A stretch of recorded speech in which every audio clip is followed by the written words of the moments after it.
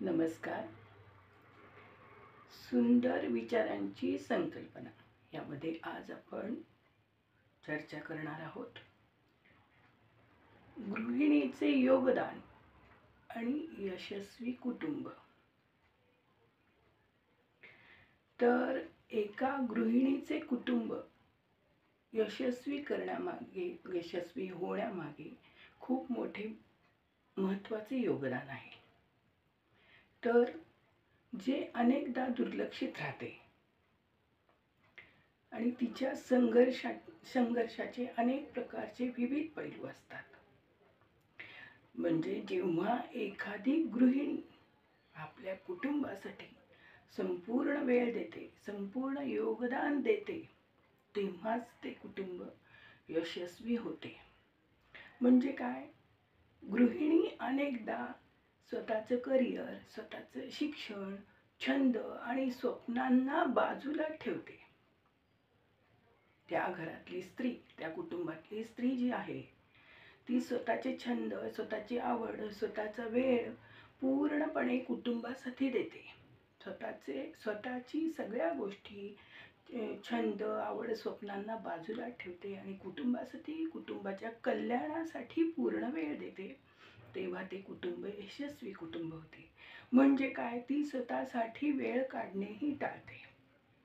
म्हणजे संपूर्ण दिवसभर सर्व जबाबदाऱ्या पार पाडताना तिला स्वतःसाठी वेळच मिळत नाही. तिचे लक्ष सगळं कुटुंब सांभाळण्यात असतं.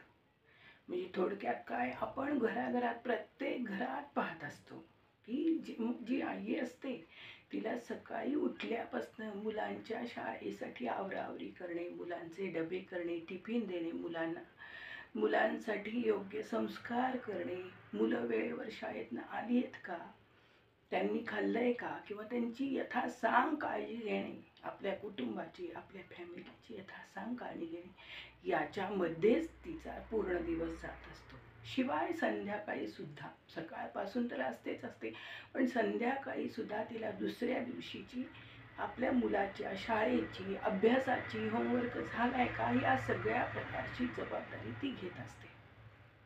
अशा प्रकारे तिचा पूर्ण दिवस हा आपल्या कुटुंबासाठी, पूर्ण वेळ आपल्या कुटुंबासाठी दिला जातो. सकाळी लवकर उठून सगळ्यांची कामं, स्वयंपाक, मुलांची शाळा, नवऱ्याचे टिफिन, मुलांचे टिफिन, शिवाय हे सगळं करून शिवाय घरातील वयस्कर माणसांची काळजी घेणे, त्यांचे गोळ्या, औषधं वगैरे वेळेवर घेतले का हे समजून घेणे, ही सगळी कामं ती न चुकता, वेळेवर न थकता करत असते. दुसरी गोष्ट अशी, तिला ना सुट्टी असते ना वेळेचं बंधन. घरातल्या प्रत्येकांच्या गरजा आणि प्रत्येकांच्या भावना, मनोवस्था समजून घेणं हीच तिची जबाबदारी असते. म्हणजेच काय, घरात ती स्वतः कितीही थकलेली असली तरी तिला तो थकवा जाणवतच नाही. कारण तिला ती दुसऱ्या दिवशीची जबाबदारी, दुसऱ्या दिवशीच्या मुलांच्या शाळा, मुलांचं होमवर्क झालंय का नाही, यासाठी तिचं पूर्ण लक्ष त्याकडेच लागलेलं असतं. जरी ती कमवत नसली किंवा कमवत असली तरी तिला नोकरी करून देखील या जबाबदाऱ्या सगळ्या पार पाडाव्या लागतात. जरी कमवत नसली किंवा कमवत असली तरी घर खर्चाचं योग्य नियोजन करून पैसे वाचवणं, अनावश्यक खर्च टाळणं, फक्त महत्त्वाचेच खर्च करणं, याकडे पण तिचं तेवढंच लक्ष असतं.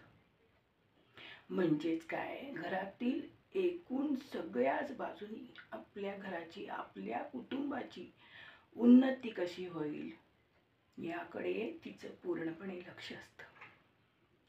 बऱ्याच वेळा ती आपल्या गरजा मागे टाकून कुटुंबातील इतर गरजा पूर्ण करते. म्हणजे जी आई जी असते ती, नाही, माझ्यासाठी ही काही गरजेची वस्तू नाही, त्यापेक्षा मुलांच्या गरजेची वस्तू खरेदी करणं किंवा मुलांच्या शाळेसाठी, मुलांच्या आवडीनिवडीसाठी, मुलांच्या शाळेसाठी, मुलांच्या शिक्षणासाठी खर्च करणे हे तिला प्रथम प्राधान्य देते. म्हणजेच काय, ती स्वतःच्या गरजाही मागं टाकत असते.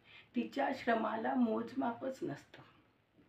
तिचा असं पूर्ण दिवस हा धडपडत मुलांच्या आणि कुटुंबाच्या कल्याणासाठीच धडपडत जात असतो.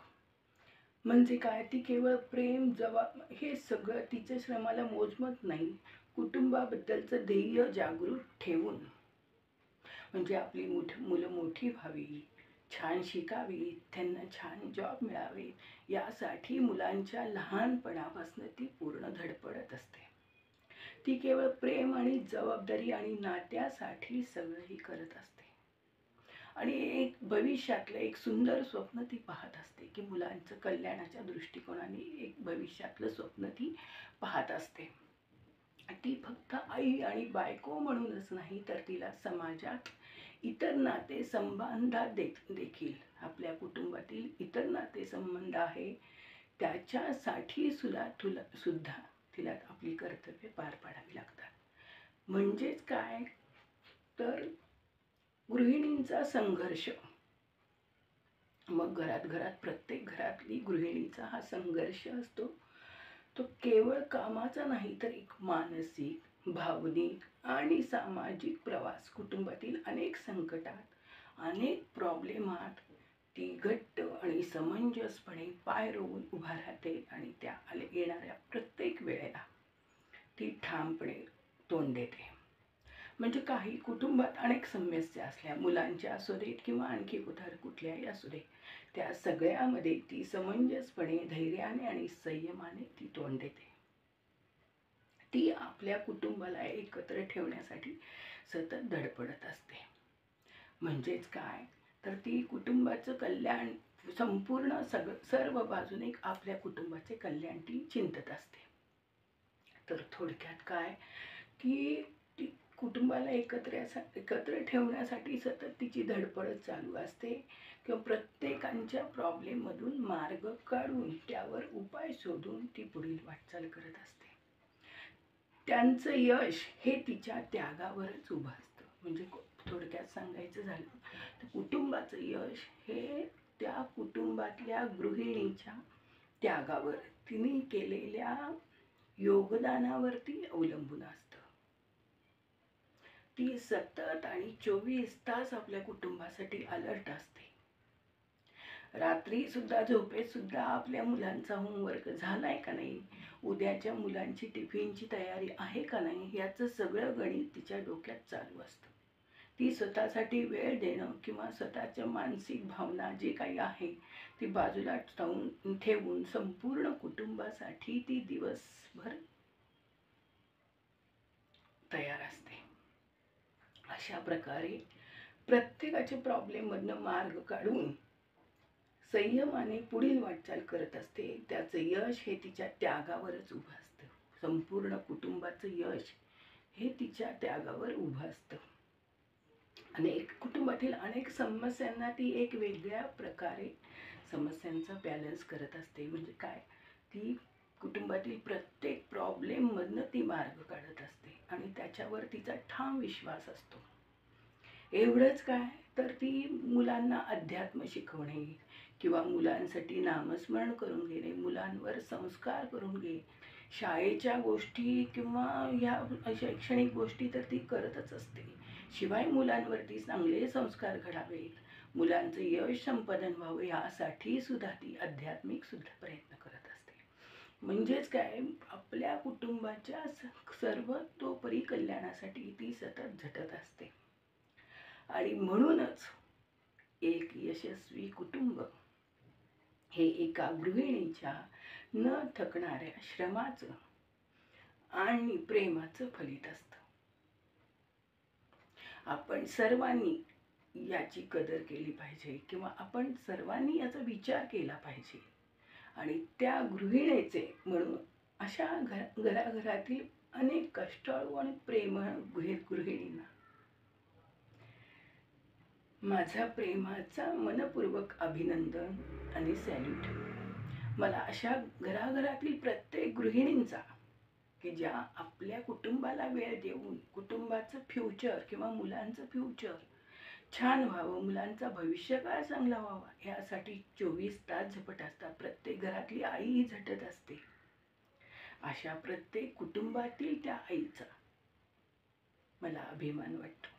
आणि अशा कुटुंबातील त्या गृहिणीला माझं प्रेमाचं अभिनंदन आणि मनपूर्वक सॅल्यूट. श्री स्वामी समर्थ. जय जय स्वामी समर्थ.